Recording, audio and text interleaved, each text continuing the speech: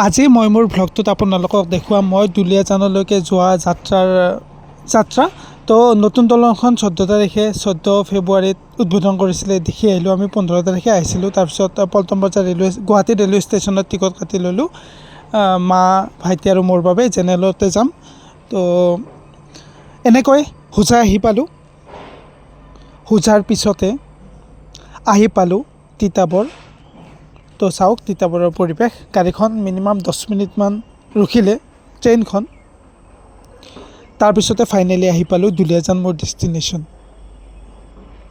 তো দুলীয়াজান আহিয়ে মোৰ অফিচিয়েল কামখিনি কৰি ল'লোঁ তাৰপিছত গৈ আছোঁ বৰডুবি এম্বেচাডাৰত মানে প্ৰথমবাৰে উঠিছোঁ চাগে এম্বেচাডাৰ ইয়াতে মানে চলে তাৰপিছত ৰাতি আহিলোঁ টিলিঙা মন্দিৰত welcome back to my YouTube channel Papu PM guys মোৰ ভিডিঅ' যদি প্ৰথমবাৰৰ বাবে চাইছে তেনেহ'লে স্বাগতম জনাইছোঁ যদি আগৰ পৰা চাই তেনেহ'লে ধন্যবাদ থামনেল দেখি গম পাই আছোঁ গৈ আছোঁ দুলীয়াজান কিয় গৈ আছোঁ ভিডিঅ'টো শেষলৈকে চাইলে আপোনালোকে গম পাবই তো এতিয়া মই গৈ আছোঁ মা গৈ আছে আৰু জেঠিমাৰ ল'ৰা ভাইটি গৈ আছে তো তিনিজনে আমি ট্ৰেইনতে যাম তো এতিয়া ঘৰত আছোঁ এতিয়া 5টা বাজি গ'ল আমাৰ ট্ৰেইন 11টাৰ পিছত আছে তো এতিয়া ধুনীয়াকৈ বেডিং কৰি ল'লোঁ এইটো বেগ নাপাওঁ মই সেইটো দি দিছোঁ এইটো বেগ আৰু এইটো বেগ আৰু মাৰ এটা সৰু বেগ আছে তো এনেকৈ আমি যাম আৰু তো আপোনালোকৰ ভিডিঅ'টো শেষলৈকে চাই থাকক বলক আজি ব্লগটো ষ্টাৰ্ট কৰোঁ এয়া মোৰ ভাগিনী তাইক এবাৰ ভিডিঅ'ত দেখুৱাম বুলি কওঁতে লাজ কৰিছে আৰু তো এনেকৈ আমি যাব ওলালোঁ বেটাৰী ৰিক্সা এখনত হাজোলৈকে বুলি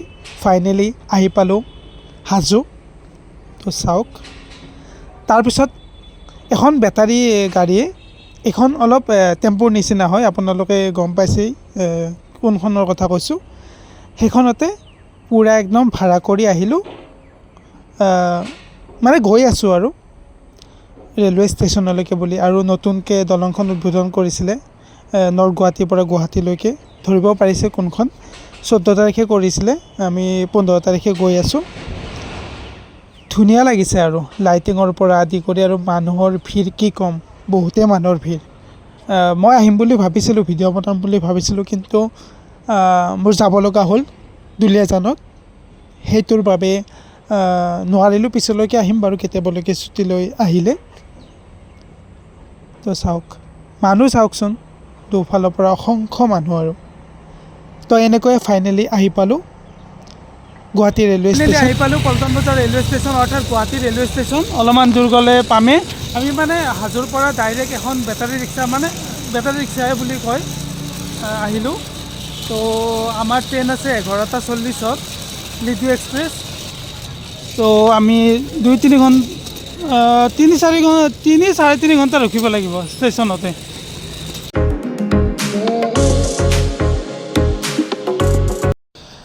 জুবিন দাক বহুতেই মিছ কৰি আছোঁ তাৰ বাবে ট্ৰলিটোতো লিখিব মন গ'ল লিখি ল'লোঁ তো গৈ আছোঁ টিকট কাউণ্টাৰলৈকে বুলি আৰু চাই ল'লোঁ ট্ৰেইনখন চাওক খাইলিডু ইণ্টাৰচিটি 11:40 গাইছ এতিয়া 8টা বাজিবই আৰু আমাৰ ট্ৰেইনখন আছে 11:40 ঘাইলিডু ইণ্টাৰচিটি তো যিখিনি সময় আছে সেইখিনি সময় ৰখি লওঁ আৰু টিকট কাটোঁ একো নাই এইখিনি টাইম যাব একচুৱেলি কি হয় আমাৰ সিফালে গাড়ী পাবলৈ অলপ দিগদাৰ হয় সেইটোৰ বাবে আগতীয়াকৈ আহিলোঁ তো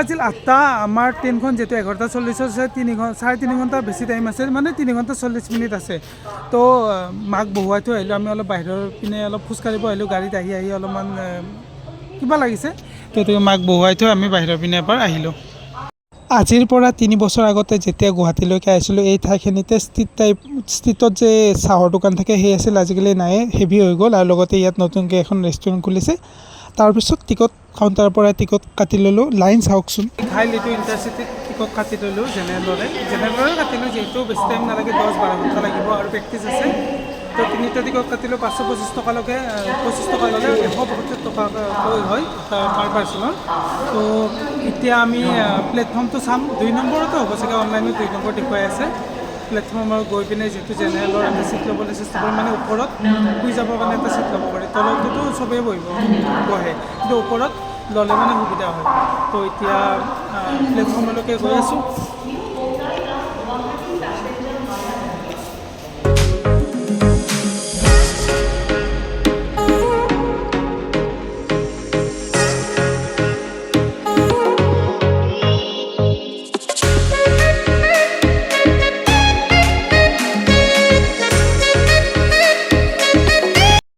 অনলাইনত দেখুওৱা মতে 2 নম্বৰ প্লেটফৰ্ম হয়, কিন্তু 2 নম্বৰ প্লেটফৰ্মলৈকে আমি গৈ লওঁ, তাৰপিছত গম পাম কোনটো হয়। সোধা পোছাও কৰিম বাৰু। এতিয়া লিফ্টতে গৈ আছোঁ, যিহেতু বেগ বহুত আছে, চিৰিৰে নাযাওঁ, কষ্ট হয় বহুত।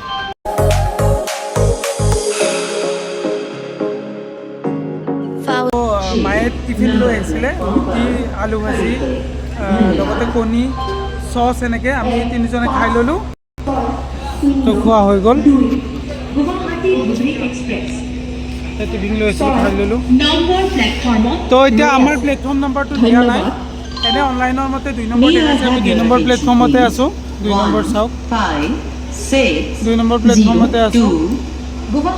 তো ফাইনেল এখন ইহঁতৰ মানে ষ্টেচনৰ যোনখন বৰ্ডত লিখা থাকে, এতিয়া বৰ্তমান দিয়া নাই। যেতিয়া দিব তেতিয়া মানে আমি কনফাৰ্ম হ'ম কোনটো প্লেটফৰ্ম নম্বৰ হয়। আমি 2 নম্বৰ আৰু 1 নম্বৰৰ মানে এইটো 1 নম্বৰ, এইটো 2 নম্বৰ, এই দুটাৰে এটাত হ'ব চাগে। 10:30 বাজি গ'ল। আমাৰ ট্ৰেইনখন আহিব 11:40-ত, কৈছোঁ আপোনালোকক। তো আমি 2 নম্বৰ প্লেটফৰ্মতে আছোঁ।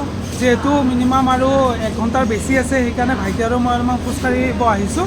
কিবা ৰুটি যিহেতু খাই ল'লোঁ, হজমো হ'ব, এক্সাৰচাইজো হ'ব। লগতে মায়ে বহি আছে, যিহেতু বেগ আছে।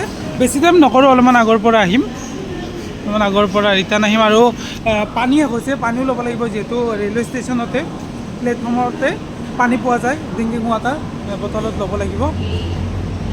তো মোৰ এটা বহুত ভাল লাগিছে যে মই বহুতবাৰ অহা যোৱা কৰিছোঁ ট্ৰেইনত, পঢ়ি থাকোঁতেও বা শিৱসাগৰত যাওঁতেও, কিন্তু এইবাৰ মই বেছি পাইছোঁ, চাফ চিকুণ পাইছোঁ। মানে ষ্টেচন প্লেটফৰ্মবোৰ, ৰেলৱে ষ্টেচনবোৰ মই মাক ভাইটিক কৈয়ে আছোঁ যে আগতকৈ বহুখিনি চাফ চিকুণ পাইছোঁ আৰু মোৰ ভাল লাগিছে। আপোনালোকে কি নিট এণ্ড ক্লিন হৈ আছে গোটেইবোৰ, চাওক কি নিট এণ্ড ক্লিন।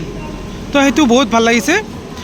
এনেকৈ যেন চাফ চিকুণতা বজাই ৰাখে পিছলৈকে, তাৰ বাবে ভাল লাগিব। চাওক এইবোৰ কি ধুনীয়া নিট এণ্ড ক্লিন হৈ আছে। তো সেইটো মোৰ বহুত ভাল লাগিছে। আৰু গোন্ধ চোন্ধ সেনেকৈ নাই, বহুতখিনি চেঞ্জ হৈছে। আৰু 2 নম্বৰ প্লেটফৰ্ম বুলি ভাবি আছিলোঁ আৰু দেখুৱাইও আছিল। তাৰপিছত ইয়াতে চাটত মানে চাট মাৰা থাকে ন, এনেকৈ তাতে দেখিলোঁ 4 নম্বৰ প্লেটফৰ্ম, আৰু লগতে লগে লগে চেঞ্জ হৈ গৈছে, মোবাইলতো 4 নম্বৰ আহি গৈছে। তো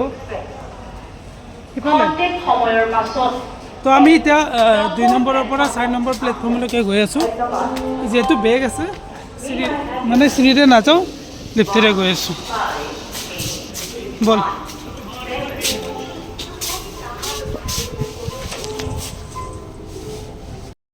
11:40 হৈ গ'ল, সঠিক টাইমত ট্ৰেইনখন ষ্টাৰ্ট দিলে।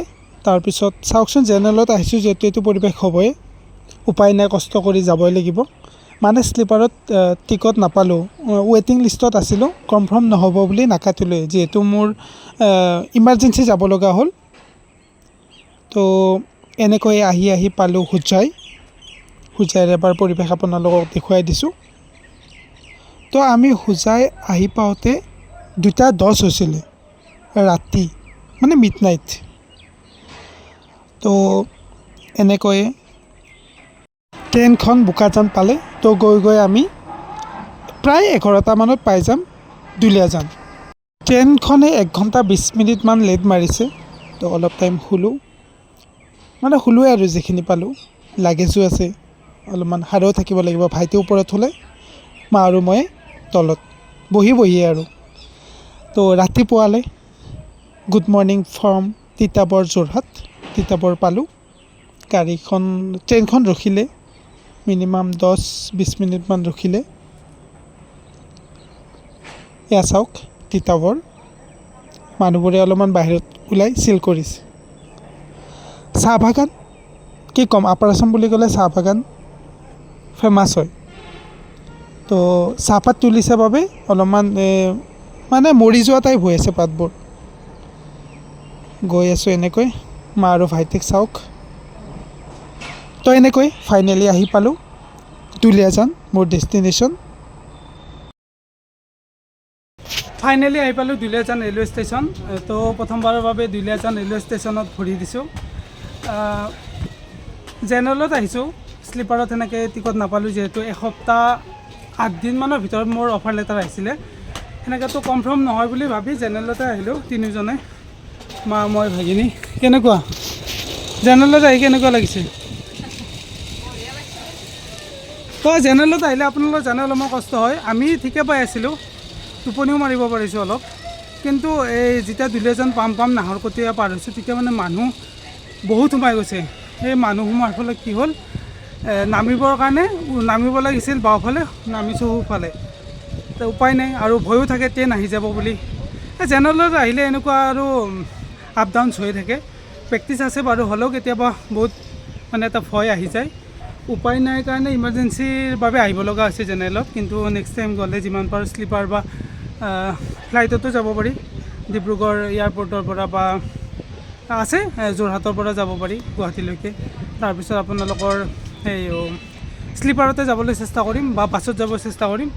তো এতিয়া ধুনীয়াকৈ দুলীয়াজান ৰেলৱে ষ্টেচনৰ পৰা গৈ আছোঁ মোৰ ছাইডলৈকে। মোৰ মানে কৈ আছোঁ আপোনালোকক ভিডিঅ'টো শেষলৈকে চাই থাকক, এতিয়া কৈ নিদিওঁ। এইটোৱে হ'ল দুলীয়াজান ৰেলৱে ষ্টেচন।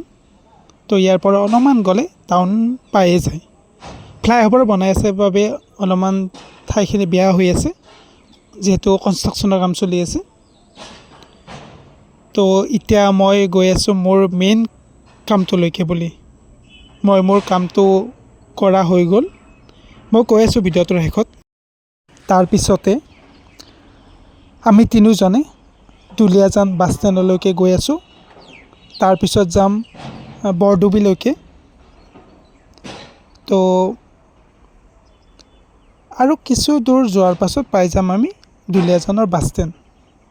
আৰু দুলীয়াজানৰ টাউনখন চাওকচোন, কি ধুনীয়া চাফ চিকুণতা, মানে বহুত ধুনীয়া লাগিছে টাউনখনৰ পৰিৱেশ, চাফ চিকুণ। মানে গাইজ অফিচত যিখিনি মোৰ কাম আছিলে সেই গোটেইখিনি হৈ গ'ল। এতিয়া মই, মা আৰু ভাইটি গৈ আছোঁ আমাৰ ঘৰৰে বৰডুবি বুলি কয়, বৰডুবিত ঘৰৰ মানে বনজিতৰ খুড়া এজন আছে। তো তাৰপিছত আমি তাতে গৈ আকৌ টিলিঙা মন্দিৰত যদি টাইম হয় আহিম। তো ভিডিঅ'টো শেষলৈকে চাই থকা। আৰু মই কৈছোঁ দুলীয়াজান কিয় আহিছোঁ, ডিব্ৰুগড় কিয় আহিছোঁ, গোটেইখিনি মই ভিডিঅ'টো শেষত কৈ দিম।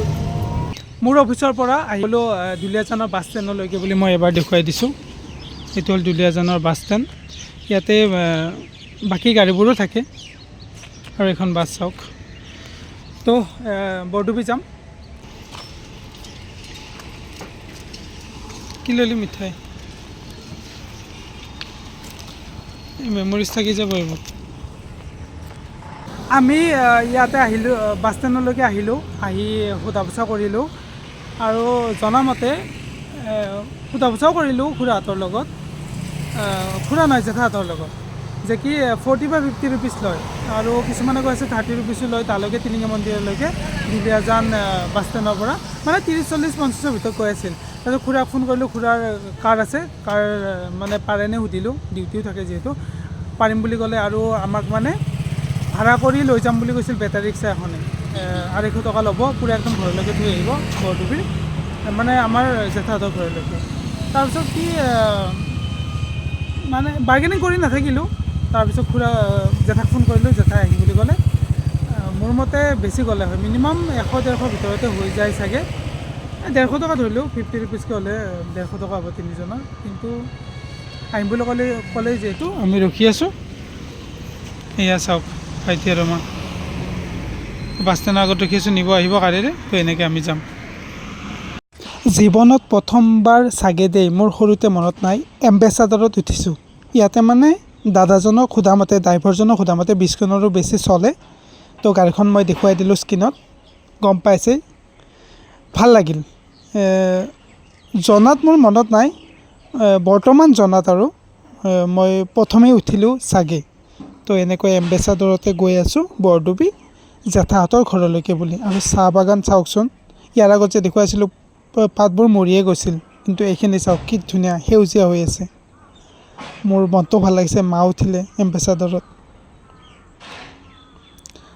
আৰু এই ঠাইখিনি অইলৰে পাৰ্ট এটা হয়। ইয়াত কোৱাটাৰো আছে, লগতে মই সুধিছিলোঁ কিবা গেছৰ কিবা আছে ইয়াত, মই সিমান নলেজ নাই বাৰু। কিন্তু এই ঠাইখিনিৰ চাফ চিকুণতা, পৰিৱেশ, সৌন্দৰ্যতা, নেচাৰেল ভিউ কি ক'ম, মানে আপোনালোকক নকওঁ, আপোনালোকে ভাৰ্চুৱেলি চাওক।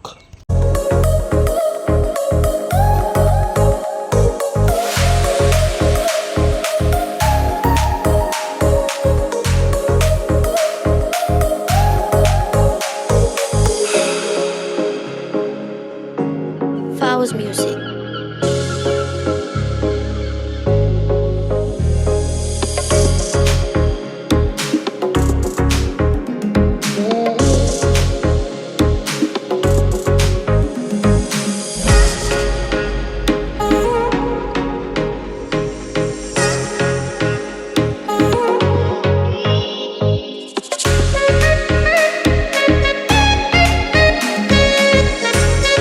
আহি পাই গ'লোঁ তিনিচুকীয়াৰ টিলিঙা মন্দিৰ।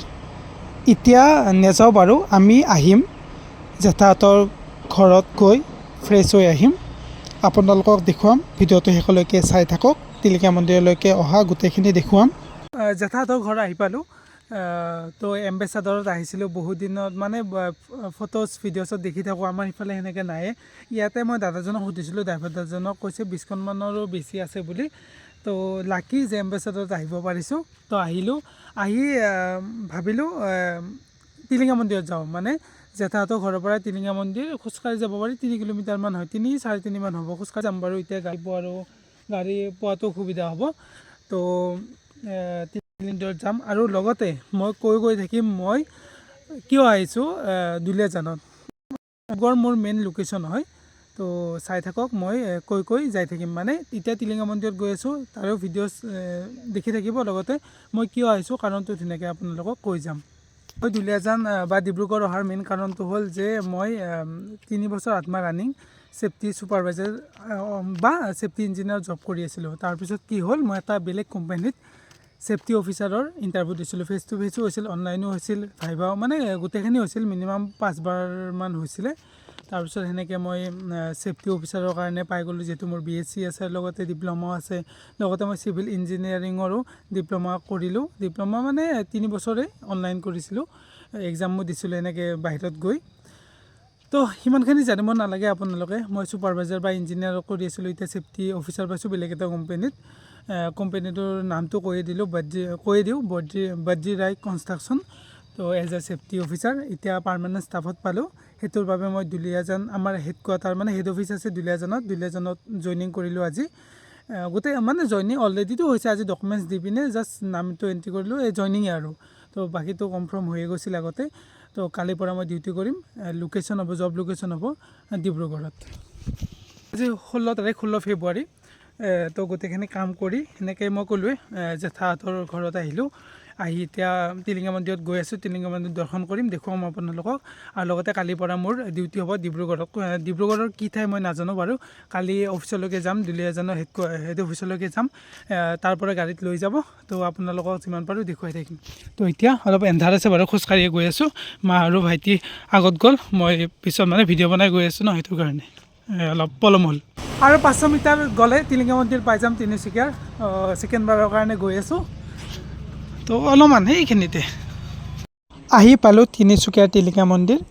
চাওক, যিহেতু শিৱৰাত্ৰি গ'ল, তাৰ বাবে পৰিৱেশটো আৰু বেছি ধুনীয়া কৰিছে। গেটটো চাওকচোন কি ধুনীয়াকৈ সজাইছে, বহুত ভাল লাগি গ'ল। আৰু ইয়াৰ পৰা আমি পূজা কৰিব লৈ ল'লোঁ কিছু সামগ্ৰী। প্ৰথমতে আমি আহিলোঁ ইয়াতে, চাকি ধূপ যিখিনি পূজাৰ লাগে, পূজা কৰিব লাগে, সেইখিনি লৈ ল'লোঁ ইয়াৰ পৰা। আপোনালোকেও আহি ইয়াতে টিলিঙা মন্দিৰৰ ওচৰতে বহুত দোকান আছে, লৈ ল'ব পাৰে। তো মা আৰু ভাইটিয়ে লৈ আছে। তো এতিয়া দৰ্শন কৰিব গৈ আছোঁ। আমি মেইন গেটৰ পৰা ভিতৰত দৰ্শন হ'লোঁ। লগতে ঘটি এটাত গংগাজল দিছিলে, মায়ে পানী মিক্স কৰিব গৈছে। তো এতিয়া আমি মেইন মন্দিৰটোলৈকে গৈ দৰ্শন কৰিম।